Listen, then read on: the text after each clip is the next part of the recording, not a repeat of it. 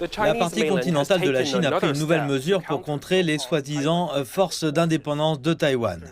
Le commandement du théâtre d'opération de l'Est de l'Armée populaire de libération de Chine a lancé 2 jours d'exercices militaires autour de l'île de Taïwan, au cours desquels l'armée de terre, la marine, l'armée de l'air et la force des fusées ont effectué des exercices dans le détroit de Taïwan, au nord, au sud et à l'est de l'île de Taïwan, ainsi que dans les zones adjacentes aux îles de Kinmen, Matsu, Utsiu et Donyin. Si vous faites un pas en avant, nous ferons aussi un pas en avant. Alors que vous vous approchez de la ligne rouge de la légalisation de l'indépendance de Taïwan, nous ferons également un pas en avant pour freiner l'indépendance et promouvoir la réunification.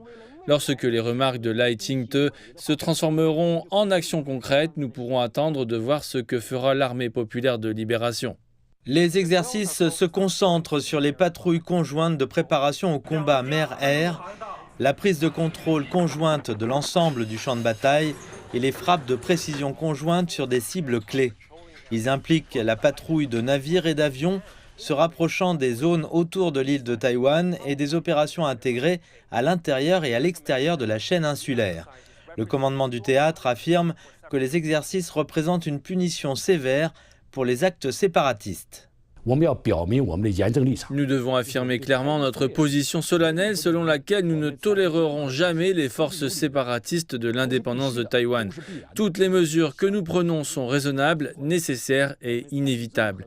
L'indépendance de Taïwan est synonyme de guerre et la séparation ne mènera pas à la paix. L'histoire des relations entre les 2 rives du détroit le prouve depuis des décennies. Le porte-parole du commandement du théâtre, Li Si, explique que les exercices visent à tester les capacités de combat conjointes des forces de l'APL. Il s'agit d'une mesure de rétorsion contre le discours prononcé lundi par Lai Ching-te après son accession à la tête de Taïwan. La partie continentale de la Chine considère les remarques de M. Lai comme une confession de l'indépendance de Taïwan, une position qu'elle qualifie de plus radicale et risquée. Sa nouvelle version de la théorie des 2 États reprend non seulement le point de vue de Tsai Ing-wen, selon lequel la République de Chine et la République populaire de Chine ne sont pas subordonnées l'une à l'autre, mais souligne également que la République de Chine est Taïwan. Le discours de Lai Ching-te est presque une nouvelle déclaration d'indépendance. La partie continentale de la Chine affirme que le grand public taïwanais aspire à la paix et au développement.